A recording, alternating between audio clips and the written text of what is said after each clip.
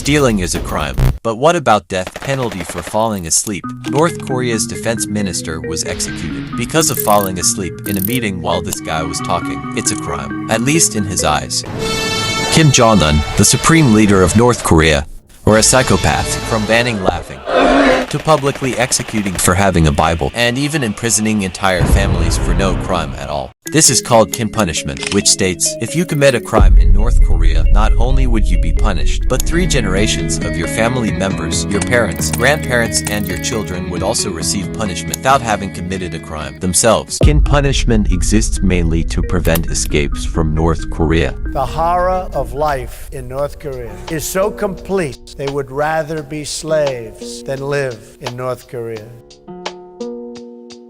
In 2022, 2 teenagers were publicly executed for watching K-drama, while in 2021, 7 students were imprisoned because of watching Squidgame. Foreign movies, songs, or books are illegal in North Korea. The penalty for the crime, if you're lucky, 5 years of imprisonment, while your parents receiving 6 months for your crime. But sometimes it's death penalty. Since North Korea is cut off from the rest of the world, don't you dare connect with the outside world. In 2007, a factory boss was publicly executed for the crime of making international calls. He was executed by firing squad in a stadium in front of a massive crowd of 150,000 witnesses. Everything needs to be under government control, even your closet. It's illegal for North Koreans to wear jeans, especially blue jeans and skinny, since Kim Jong Un viewed jeans as symbol of American influence and capitalism. Women's clothing needs to be loose-fitting and modest, and all kinds of foreign trends are strictly forbidden. As a North Korean, you're only allowed to get haircuts from a very small list chosen by Kim Jong Un. However, his own haircut is not on the list. To enforce these rules, North Korea has an actual fashion police, which is a women's union carrying whistles. If you choose your own style, you will be publicly humiliated and shamed. Despite these restrictions, there is still a thriving black market for clothes and makeup brought from South Korea.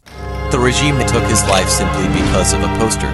Otto Warmbier was an American student. In December 2015, he made the mistake of visiting North Korea as part of a tour group with the slogan, "Destinations your mother would rather you stayed away from." On January 2, 2016, Warmbier was arrested at Pyongyang International Airport, accused of attempting to steal a propaganda poster. I committed my crime of taking out the important political slogan. I beg for forgiveness.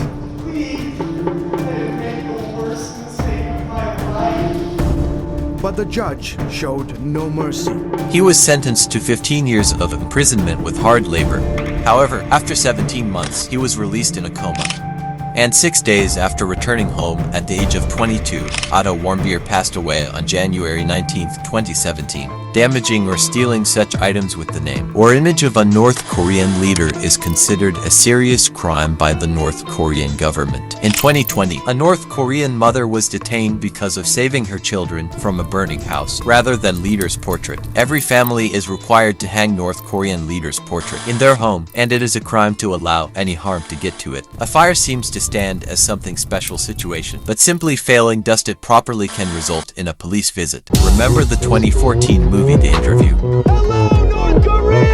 It was a spy comedy about a plot to assassinate the North Korean leader while presenting him in an extremely satirical manner. I don't need my father. I am strong. Oh, excuse me. The movie took the piss out of Kim Jong Un. He got so angry that he did everything he could to prevent the film from being released, from hacking Sony Pictures to even threatening to carry out a terrorist attack on the theaters that premiere the movie. Bye-bye, America. Although the regime denied all responsibility, sarcastic comments about Kim or his party have been met with severe punishment ever since. The jokers and their families simply vanish. I'm not concerned. If they do something to me, there's going to be blowback.